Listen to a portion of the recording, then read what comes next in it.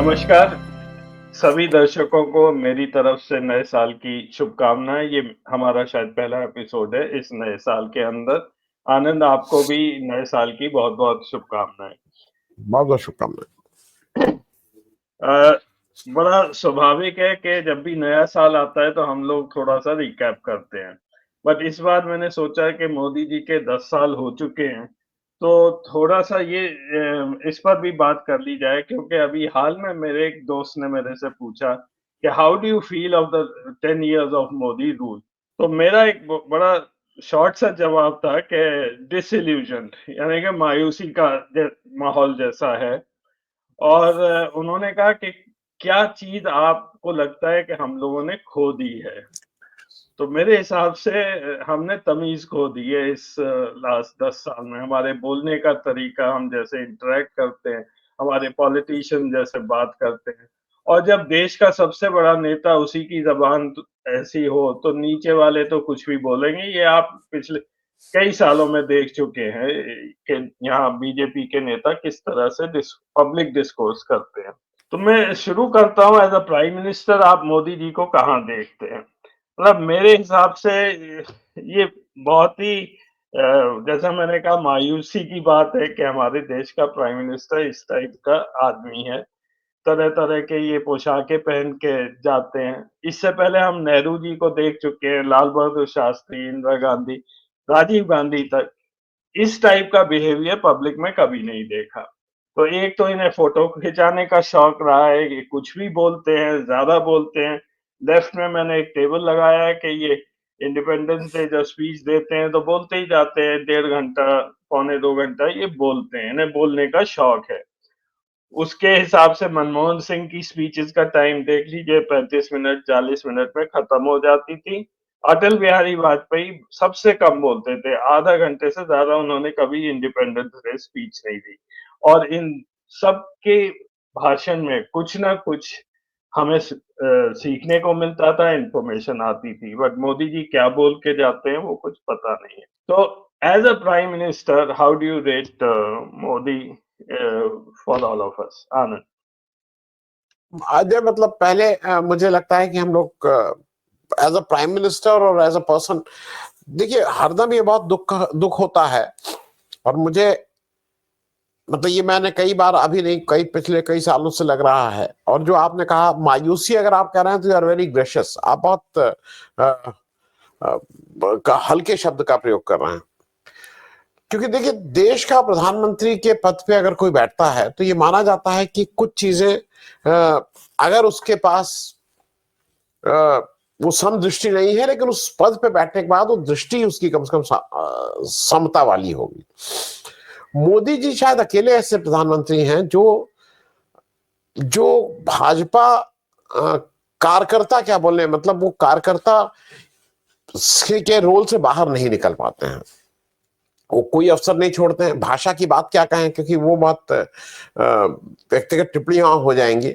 लेकिन मुझे ठीक से याद है, हम और आप जब स्कूल में पढ़ते थे और अगर कोई इस तरह की बात करता था जिसकी भाषा में बहुत से मतलब रिस्पेक्ट का अभाव होता था, या जिसकी भाषा ठीक नहीं, तो उसके कहा जाता था भाई इसके संस्कार में ऐसा है। अब संस्कार को आज की को डिफाइन नहीं करेंगे, लेकिन कोई अगर इस तरह का संस्कार जिसका है, जिसको लगता है कि ये, और देखिए ये भाषा खास करके जब महिलाओं की बात आती है, कहीं कुछ आती है, तो वो भाषा और गिरती चलती है इनकी। मंगलसूत्र, मुजरा, क्या क्या, 50 करोड़ की गर्लफ्रेंड, ये सब। और मोदी जी इसको इसको पसंद करते हैं ही। अगर आपको याद हो, जब इन्होंने दीदी ओ दीदी किया था, तो ही वो अपने में इनको लगा था कि क्या मैंने एक नया शगुफा ले आया हूं, when I am calling someone दीदी ओ दीदी। वो अलग बात है कि बंगाल में वो उल्टा पड़ गया, लेकिन बाकी जगहों पे he feels that he is doing something very great. तो मुझे एक तो ये लगता है कि जो मोदी जी ने सबसे बड़ा काम ये किया है कि एज अ प्राइम मिनिस्टर, जो पद की गरिमा है उसको उन्होंने बहुत कंप्रोमाइज कर दिया है। मतलब अब now the prime minister of the country doesn't look like a prime minister of the country. मैं आज किसी के साथ एक शो कर रहा था, उनका कहना था कि जिस तरह से मोदी जी बिल्कुल परेशान हो गए हैं कि उनको वो पास मिल जाए, वो किसी तरह से शपथ ग्रहण में पहुंच ही जाए ट्रंप की। अरे भाई नहीं बुलाया तो नहीं बुलाया, तुम काहे के लिए परेशान हो? वाई यू आर सो, एक आदमी भेजे हुए हैं, वो वहां बैठा हुआ है, वो पैरवी कर रहा है, इससे कहलाना, उससे कहलाना, ये कहना, वो कहना, ये सारी चीजें हो रही हैं। अगर आपको याद हो, वो हम स्टेट गेस्ट मुझे बनना है, स्टेट गेस्ट मुझे बनना है, तो उसके लिए क्या होगा, तो मैं जो मतलब हर जगह हमारा, चूंकि हमारे पास 140 करोड़ की जनसंख्या है और उसके लिए हमें बहुत सी चीजों की जरूरत होती है, इन सारे लिहाज की वजह से मोदी जी। तो मुझे जो सबसे बड़ी चीज ये लगती है कि आप कोई भी फ्रंट ले लीजिए, आर्थिक फ्रंट पे, अच्छा, और केवल उन्होंने प्रधानमंत्री के पद की गर्मा नहीं दिखाई, उन्होंने एक नई चीज शुरू की, वो झूठ बोलना शुरू कर दी है। मतलब आप क्यों झूठ बोलते हैं भाई? आप, अगर देश एक मुश्किल दौर से गुजर रहा है तो गुजर रहा है, बताइए कि देश का में मुश्किल हालात हैं।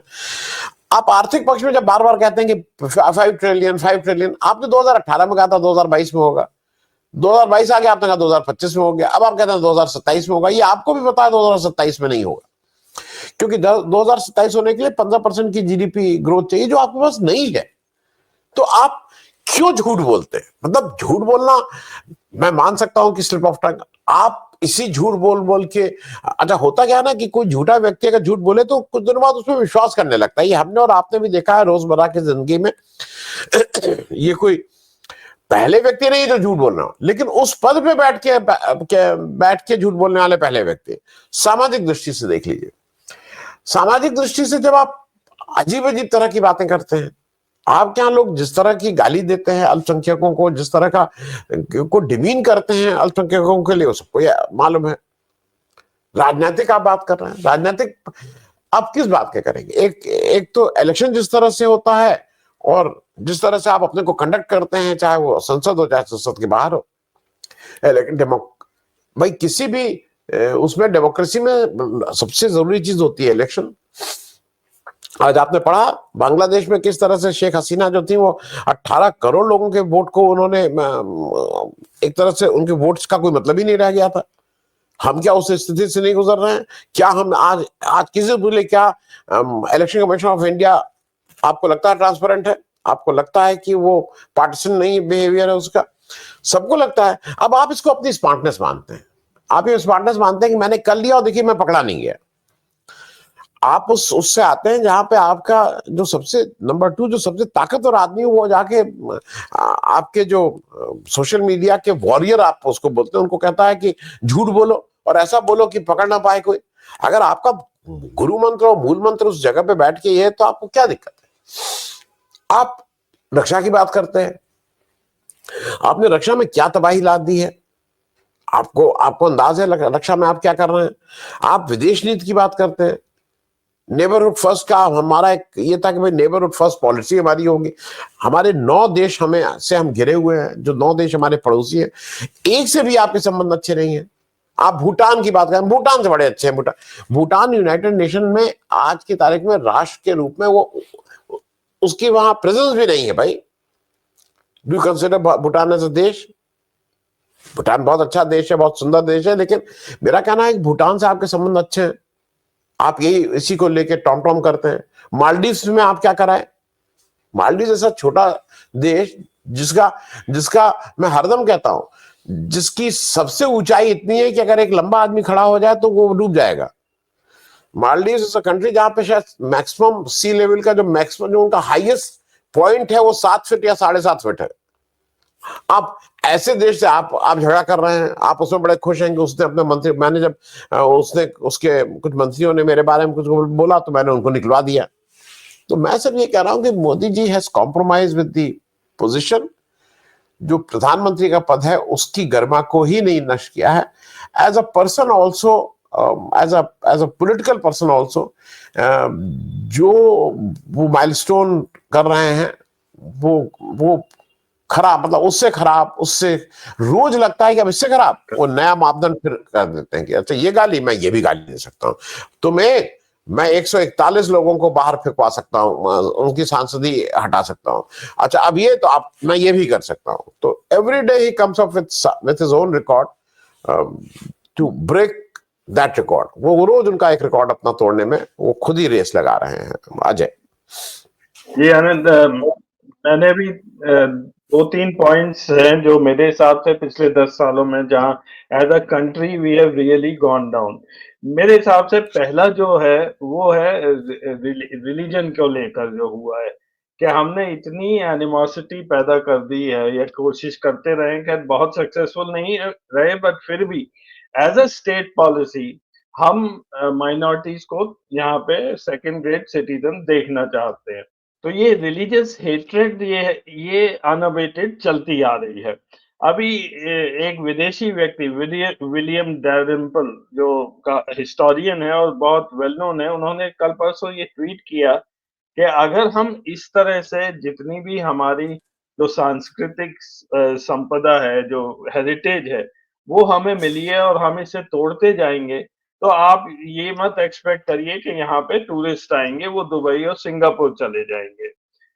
इस ट्वीट के आने के बाद आनंद ये काफ़ी हड़कंप-सा मचा। मेरे ख़्याल से आज ये आया है कि ये तोड़ना, ये आगरा में ये मुबारक मंदिर का ये फ़ोटो है, ये मुबारक मंदिर तोड़ी जा रही थी, इसको रोक दिया है। और ये अकेला ही नहीं है, हमने राम मंदिर बनाया, बहुत अच्छी बात हुई, राम मंदिर बन गया, लेकिन ये वहाँ पे आरएसएस या जो हिंदू राइट विंग है, वो रुके नहीं। वो एक के बाद एक और जगह क्लेम करते जा रहे हैं, यहाँ तक कि सुप्रीम कोर्ट ने भी कहा कि आप रुकिए, फिर भी ये चलता जा रहा है। ये लेफ्ट हैंड साइड पर है, आगरा में और कितनी जगह ये पुरानी चीज़ें तोड़ी गई, एक शाही हमाम है और एक ज़ोरा बाग है और लोधी इलाका एक मॉस्क है, ये सब जगह गिराए गए हैं। और इधर मोदी जी चादर भेज रहे हैं अजमेर शरीफ में, ये किरण रिजिजू जी लेके जा रहे हैं। तो दिखाना कुछ और है, होता कुछ और है, लेकिन रिलीजियस हेट्रेड रिमेन्स अनअबेटेड। और ये नीचे एक स्टेटमेंट है ओवैसी जी का है कि ये सब कुछ चल रहा है, अगर मोदी जी चाहें तो ये बंद कर सकते हैं, लेकिन वो करते नहीं। तो आनंद, इसके बारे में आपका एक कमेंट ज़रूर चाहूँगा। नहीं, ये सिर्फ मोदी जी नहीं, मोदी जी ये शायद समझ नहीं रहे हैं कि जो इंडिया एज अ कंट्री, जो हमारी ताकत थी वो ये थी कि समावेशी थे, वी आर इंक्लूसिव। कोई भी आ जाए यहाँ पे आता था, वो हमारे मतलब जो ट्रेडिशनली बहुत सी चीजें चली आ रही होती थी, उसकी कुछ चीजें अडॉप्ट करता था, उसकी कुछ अच्छी चीजें हम लोग अडॉप्ट करते थे, और वो एक एक इंक्लूसिव सोसाइटी के रूप में हम लोग जीते थे। मोदी जी उस सोसाइटी को तार तार कर रहे हैं। मोदी जी क्या बोलेंगे? मोदी जी के नेतृत्व में आरएसएस की विचारधारा, बीजेपी उसको तार तार करने में लगी हुई है। क्योंकि अगर आपको इस बात का पे शाबाशी मिलती हो कि देश के गद्दारों को आप एक पर्टिकुलर कम्युनिटी को और फिर वो माइक करके कराते हो कि गोली मारो और फिर गाली दिलवाते हो, अगर आपको इस बात की शाबाशी मिलती हो कि मतलब पार्लियामेंट के अंदर आपका एक सांसद एक एक अल्पसंख्यक सांसद को गंदी गाली देता हो और आप उसका कुछ नहीं करते हो, तो यू आर ऑल्सो, आप इसको कहीं ना कहीं से एनकरेज कर रहे हैं। और ये बात मैं इसलिए कह रहा हूं कि कोई कुछ कहे, आज देश में जो अल्पसंख्यक हैं, अल्पसंख्यक में खास करके जो मुस्लिम हैं, वो करीब 15% हैं, जिनकी 23-24 करोड़ की आबादी है। वो आज 99% मैं बोल रहा हूं, अपने को सेकेंड रेटेड सिटीजन जैसा उनको डर लगता है। उनको लगता है कि वो सुरक्षित नहीं है, उनको लगता है कि उनको मुंह नहीं खोलना चाहिए, चाहे उनका व्यापार हो, चाहे उनकी नौकरी हो। हम उनके रिप्रेजेंटेशन को कहीं नहीं कर रहे हैं। और खास करके इसके आंकड़ा ये, आपने क्या बना रखा है? आप एक भी व्यक्ति को अपना उम्मीदवार अगर वो मुस्लिम कम्युनिटी से नहीं बनाएंगे, चाहे उस मतलब कहीं इक्का दुक्का कोई हो गया तो हो गया, लेकिन पूरे लोकतांत्रिक व्यवस्था में एक जो पार्टी जो रूल कर रही है, उसका उम्मीदवार ही नहीं बनेगा। बाकी चीजें तो छोड़ दीजिए, मंत्री और बाकी बनना तो छोड़ दीजिए, उसको उम्मीदवार तक नहीं बनाया जाता है। तो आप एक पूरे पक्ष को एलिनेट करके किनारे कर दे रहे हैं। आप एक एक हमारे देश की एक ऐसी कौम जिसपे फक्र है इस देश को, और जिसने इस देश के जो हमारी जो साझी विरासत है उसमें उसका योगदान शायद सबसे प्रमुख रहा है। मैं सिख कौम की बात कर रहा हूं। आप उनको खालिस्तानी खालिस्तानी खालिस्तानी, आप और आपके लोग लगातार ये बोलते रहते हैं। आप लगातार, आप पंजाब जाते हैं कि मैं आज जान बचा के भाग आया, मेरी आज जान बच गई। आप इस तरह के किसको टारगेट कर रहे हैं? आप क्यों ये कर रहे हैं? आप पहली बार ये हो रहा है कि जो देश के जितने ये सारे लोग हैं, आप केवल यही पे नहीं रुकते हैं। आपका जो जो सबसे ताकतवर व्यक्ति है वो डॉक्टर अंबेडकर की हंसी उड़ाता है। उनका कहना है कि अंबेडकर, मतलब आपके मन में जो जो नफरत है वो अब इतनी ज्यादा हो गई है कि उससे देश की एकता पे भी प्रभावित हो रही है। ये मेरे हिसाब से ये हो रहा है, और ये एक बहुत ही चिंताजनक बात है। और इसको तुरंत अगर नहीं स्टॉप किया, जैसा आपने दिखाया कि आपके यहाँ कौन आना चाहेगा, आपके यहाँ से लोग भाग रहे हैं, आपके दोस्त भाग रहे हैं, आपके राज्य से सबसे ज्यादा लोग भाग रहे हैं। जो भी पैसा इधर उधर से या तो इस स्थिति में है, या जो इस स्थिति में है कि बैंक का बड़ा कर्जा, एक नया मॉडल आपने और बनाया, बैंक से बड़ा कर्जा लीजिए और भाग जाइए और फिर वहां चैन से रहिए विदेश में। तो मैं इसको मानता हूं कि जो सबसे बड़ी 1 से 10 तक, अगर आप जिसको कहते हैं ना, जो सबसे मुश्किल चीज हुई है देश के लिए, और जिसके लिए केवल और केवल बीजेपी और आरएसएस रिस्पॉन्सिबल है, वो इस देश का भाईचारा, जो आपसी रहने का एक लंबी परंपरा थी, वो इफेक्टेड कहीं ना कहीं हो गई है। अजय जी आनंद, अब दूसरा विषय है, और ये मेरे हिसाब से है कि शायद मोदी जी पहले हमारे ऐसे प्रधानमंत्री हैं जो गरीबों की उन्हें कोई परवाह नहीं है, बिल्कुल he doesn't care for the poor. ये बात मैं इसलिए बोल रहा हूँ कि कौन सा ऐसा प्रधानमंत्री होगा जो डिमोनेटाइजेशन कहेगा और सब गरीबों का पैसा निकलवा लेगा। और इन्होंने कहा था कि अगर 3 महीने में ठीक नहीं हुआ तो आप मुझे खड़े होके चौराहे पर मारना। आज तक हम डिमोनेटाइजेशन का असर देख रहे हैं, और ये अरुण कुमार जी आपके ही चैनल पर आते हैं, उन्होंने बहुत अच्छी तरह एक्सप्लेन किया है कि 5 साल हो गए और अभी भी वो डिजास्टर हम सब लोग मिलके सह रहे हैं। और दूसरी चीज, ये मैंने इस पे बहुत डिटेल में डेटा भी निकाला था कि रेलवे से आपने सेकंड क्लास के डिब्बे गायब कर दिए और वहां पे लगा दिए 3 टायर एसी और सेकंड एसी, क्योंकि रेवेन्यू बढ़ाना था। मैं कल गया था अपनी डॉटर को छोड़ने सिकंदराबाद स्टेशन पर तेलंगाना एक्सप्रेस में। जब वो प्लेटफॉर्म पर आती है तो लोग अपनी जान पर खेल के, जो सेकंड अनरिजर्व 2 कोच हैं, एक शुरू में लगता है और एक आखिर में, और उसमें जिस तरह से लोग भाग के चढ़ते हैं अपनी जान पे खेल के, वो मेरे पास उस समय कैमरा नहीं था, मैं आपको दिखाता। पर 75 साल आजादी को हो गए, हम गरीबों को बैठने के लिए एक डिब्बा नहीं दे सकते जहाँ वो बैठ के जाना चाह रहे हैं, उसमें भी वो लड़ झगड़ कर अंदर जाते हैं, क्योंकि रिजर्व में अगर वो बैठेंगे उन्हें उतार दिया जाएगा।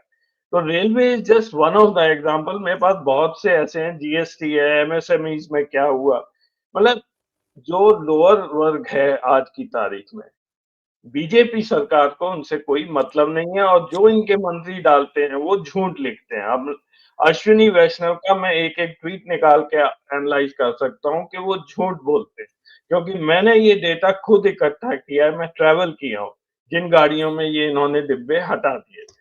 आनंद।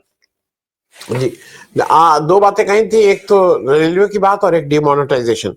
अजय, ये डिमोनेटाइजेशन 5 साल नहीं 8 साल हो गए हैं, और जितना देश को आर्थिक रूप से जो कमजोर करने का काम किया है, वो शायद इनको समझ ही में नहीं आया कि इन्होंने कितना कितना बड़ा नुकसान किया है। ना समझ में आया है, ना समझ में आएगा। जब आप गरीबों की बात कर रहे हैं तो केवल वो गरीबी नहीं, जो हमारी बैकबोन थी, और 2007-2008 का जो हम लोग मुद्रास्फीति को जब हम झेल गए थे, जब पूरी दुनिया एक मेल्टडाउन उस समय कह रहे थे, उसको हम झेल गए थे, उसका एक बड़ा कारण हमारी सेविंग्स भी थी। और वो सेविंग्स का ये था कि हाउस होल्ड सेविंग्स है हमारे और आपके घर में। हम सबको पता है कि आधे टाइम अगर आप जाइए आज की तारीख में, लखनऊ और हैदराबाद जैसे शहर में रहते हुए भी आज भी बैंक में जाइए तो वो आधे टाइम तो ये रहता है कि नहीं, सर्वर काम नहीं कर रहा है। It is not so easy. अब वो मैं इस बात को इसलिए रेखांकित कर रहा हूं कि नोटबंदी से आपने जो घरेलू महिलाओं के पास जो कुछ पैसा रहता था, जो जो कहीं बहुत इंपॉर्टेंट जगहों पे एक ऐसे समय आपके काम आता था, उसको आपने बंद किया। आपने ये जानते हुए किससे गलती हुई है? आपने अपनी जिद में उन सब चीजों को नहीं किया। आपका वो क्यों आप नहीं बता रहे हैं कि कितना काला धन आया? क्यों आप नहीं बता रहे हैं कि आपने एक छोटे नोट को बंद किया और एक बड़े नोट का आपने चलन इसलिए कर दिया क्योंकि आपके दोस्त मित्र जो है उस नोट को रख सके? ये बात मैं इसलिए कह रहा हूं कि रेलवे की जब आप बात करते हैं, ये देश जो है वो, अब मुझे ऐसा लगता है, और आप एयरपोर्ट पे चले जाइए, हम लोग 2-3 दिन पहले ये बात कर रहे थे और किसी ने ये, मतलब किसी एक मेरे दर्शक थे, उसके रिएक्शन में कहा असमानता बहुत बढ़ गई है अजय। और ये जब आप केवल रेलवे के नहीं, इन जनरल एक बात कर रहा हूं, 140 करोड़ में बीजेपी और मोदी जी को ये लगता है कि 14 करोड़ लोगों के लिए ही बस आपको मैनेज करना है। बाकी जो 125 करोड़ लोग हैं वो आपकी स्कीम ऑफ थिंग्स में है ही नहीं, ना आपको दिखते हैं, ना आप उनके लिए कुछ हुए हैं। हालांकि मैं बहुत लिबरल होके ये 10% बोल रहा हूं, कायदे से तो आप 0.001%, आपको लगता है कि ये जो 2, 4, 5, 10 लोग हैं उन्हीं के लिए आप इस देश की पॉलिसी बनाई और उसी में मगन नहीं। लेकिन मैं फिर भी 10% इसलिए बोल रहा हूं, 14 करोड़ लोग, अगर आप पॉपुलेशन वाइज राष्ट्र की वो करें कि 14 करोड़ कहां पे हम होता है, सिर्फ 14 करोड़, तो दुनिया का 9वें नंबर का देश रशिया है जिसकी आबादी 14 करोड़ है। आप मतलब हमारी 1/10 आबादी, उत्तर प्रदेश की आधी आबादी दुनिया के 9वें देश के बराबर है। और ये बात मैं इसलिए कह रहा हूं कि अब आपको क्या है कि आपको केटर इनको करना। हम देखिए, हमें देख के कभी कभी ताज्जुब होता है, लखनऊ शहर में अगर BMW, मर्सिडीज, ऑडी और किसके किसके अगर शोरूम खुल रहे हैं और लोग खरीद रहे हैं। मुझे ठीक से याद है, हम सब लोग जब मैं और आप महंगे स्कूलों में पढ़े हुए लोग हैं, पब्लिक स्कूल में पढ़े हुए लोग हैं, जो बहुत प्रिविलेज स्कूल थे। लखनऊ शहर में मुझे कोई मर्सिडीज नहीं दिखती थी। एक हमारे समय में गाड़ी आती थी इम्पाला, वो एक बड़ी सी गाड़ी होती थी जो शादी ब्याह में कभी कभी लोग किराए पे ले आते थे। पूरे शहर में 1 या 2 गाड़ियां थी। हमारे यहाँ, मुझे ठीक से याद है, लखनऊ में VR मोहन हुआ करते थे, मोहन मेकिन्स के जो मालिक थे उनके पास एक इम्पाला थी। आप जब कभी दिल्ली जाते थे इत्तेफाक से, तो वहां आपको एम्बेसीज की गाड़ियां ये सब दिखती थी, जो महंगी वाली गाड़ी। आज आप कौन सा ऐसा गली और कौन सा ऐसा मोहल्ला नहीं है, चाहे हैदराबाद हो चाहे लखनऊ, जहां पे ये गाड़ियां ना हो। मतलब मैं जिस जगह रहता हूँ उस पार्किंग में तमाम ये सब महंगी गाड़ियां खड़ी रहती हैं। ये बात मैं इसलिए कह रहा हूं कि ये असमानता आपने इतनी ज्यादा कर दी है। हम लोगों ने इस बात को कहा था, और शायद ये एक देश का, मुझे लगता है कि ये एक बहुत दुख की बात है, असंवेदनशीलता की बात है। मोदी जी तो वैसे हालांकि कह ही चुके हैं, और रिकॉर्ड सतपाल मलिक ने कहा था कि जब उन्होंने कहा था कि 700 से ऊपर ज्यादा किसान मर गए हैं, तो उन्होंने कहा था कोई मेरे लिए मरे हैं? तो उनको लगता है कि कोई ये गरीब है तो मेरे लिए कोई है, तो क्या आपके लिए? मैं इस बात को इसलिए कह रहा हूं, मोदी जी शायद असंवेदनशील हैं या उनके पास ये समझ ही नहीं है। 2700 करोड़ रुपए का अपने घर का रेनोवेशन करा के, PM रेजिडेंस बनवा के, वो अरविंद केजरीवाल को कहते हैं कि तुम शीश महल बना रहे हो। नहीं बनाना चाहिए था, ठीक है, उसमें 2 करोड़ की, 5 करोड़ की, 10 करोड़ खर्च हुए चीफ मिनिस्टर रेजिडेंस में, लेकिन वो, उनको ये नहीं समझ में आता कि वो क्या कर रहे हैं। वो कितने महंगे जहाजों में घूम रहे हैं, उनके एक दिन के वो जो कपड़े इधर। वैसे मैं एक चीज बताऊं, 2024 का तो उन्होंने कपड़े बदलने की रफ्तार कम कर दी है। नहीं तो वो तो मतलब दिल्ली से उड़ते थे एक कपड़ा पहन के, जम्मू में उतरते थे दूसरा कपड़ा पहन के। वो उस आधे घंटे, पौन घंटे की फ्लाइट में जल्दी जल्दी कपड़ा बदलने का मतलब, सोचिए, देश का प्राइम मिनिस्टर बजाय ये सोचने की कि मैं क्या बोलूंगा, क्या कहना है, नीति क्या है, वो क्या है, वो जल्दी जल्दी, मतलब अगर आधे घंटे के अंदर आपको कपड़ा बदलना है, अगर छोटे जहाज जब दिल्ली से लखनऊ आते हैं तो वो पूरा चाय इसलिए नहीं देते हैं कि वो चाय टाइम नहीं है इतना, 40 मिनट के अंदर, तो ये उसमें कपड़ा बदलने के लगे हुए हैं। तो मेरा जो बात है कि बिल्कुल मिसप्लेस वो है, आपको समझ ही में नहीं आ रहा है क्या करें। आप एसी कोचेस हटा दीजिए। आप अब अजय, इवन अब जो पुअर मैन हैं उनके लिए चलना बहुत मुश्किल हो गया भाई। ये मैंने कल कहीं डाला, तो मेरे एक दर्शक ने बात कही थी जिसको मैं रिपीट कर रहा हूं। मैंने कहा कि आज we all feel guilty at times, जब कभी आप किसी होटल में जाते हैं और वहां का जो बिल आप पे करते हैं वो आपके साथ काम करने वाले की 1 महीने की तनख्वाह से ज्यादा होता है। और ये कोई, मैं अनहोनी बात नहीं कर रहा हूं, it is happening and we and you feel guilty about it. हमें आत्मग्लानि होती है कि मैं क्या कर रहा हूं। इस बात को जब हमने और सुधांशु कहा था, तो एक व्यक्ति ने एक ऐसा रिमार्क दिया, उसने कहा कि साहब उसने लिखा है, मैं जानता नहीं हूं, नाम मैं भूल गया हूं, उसका रिमार्क आया था कि मैं अभी गया था, मैंने परफ्यूम खरीदे थे जो मेरे दफ्तर के कुछ लोगों की तनख्वाह से ज्यादा थे, और कहना है जब से आपका मैंने सुना है, मैं परफ्यूम लगाने में मुझे लग रहा है मुझे उस परफ्यूम से बदबू आ रही है। ये देश की नियति है और ये देश के लोगों को समझना पड़ेगा। ये आप एयरपोर्ट जाते हैं, वी हैव मेड क्या ब्यूटीफुल एयरपोर्ट, उस एयरपोर्ट पे कौन लोग चल सकते हैं? आप बुलेट ट्रेन किसके लिए बना रहे हैं? तो मेरा सिर्फ कहना यह है कि बिल्कुल मिसप्लेस प्रायोरिटी है देश की। इनके लिए वही 14 करोड़ लोग हैं, बाकी इनको लगता है कि भेड़ बकरी है। उनको 80 करोड़ लोगों को आप अनाज 5 किलो अनाज दे के आपको लगता है मैं वोट खरीद लूंगा। हो सकता है वक्ती तौर पे आप वोट खरीद ले रहे हो, लेकिन एज अ कंट्री हम लोग कुछ अजीब तरह की एक हो गए हैं, जहां पे जो सबसे अमीर और सबसे गरीब नहीं बोलूंगा, सबसे अमीर और बहुत अमीर में भी बहुत फर्क हो गया है। बाकी नीचे की तो बात छोड़ ही दीजिए।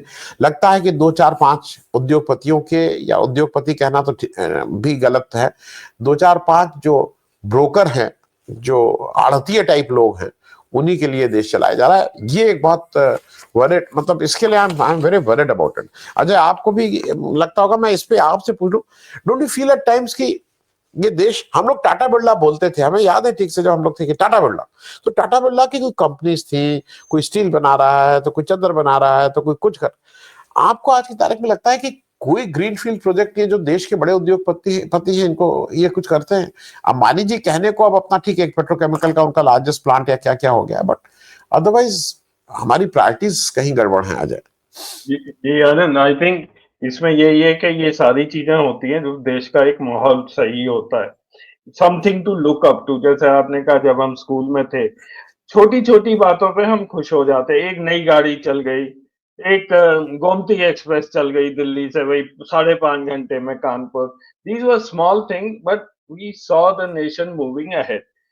2014 और उसके बाद धीरे-धीरे से ये माहौल बिगड़ गया है, तो कौन इन्वेस्ट करेगा? मतलब मेरे को यही नहीं पता मैं रहूँगा कल इंडिया में, नहीं रहूँगा। मैं हो सकता है दुबई शिफ्ट कर जाऊँ, मैं यहाँ पैसा क्यों लगाऊँगा? तो इस बीच में that's why I said the whole thing has become disillusionment. उस माहौल में कोई भी नहीं पैसा लगाएगा। चलिए आनंद, आज का समय यहीं पर खत्म हुआ। फिर नेक्स्ट वीक हम कंटिन्यू करेंगे इस बारे में। 1-2 प्रश्न और थे, आपसे अगले हफ्ते पूछूंगा। तो thank you so much for joining, हमेशा की थैंक यू तरह। Ajay, thank you, thank you.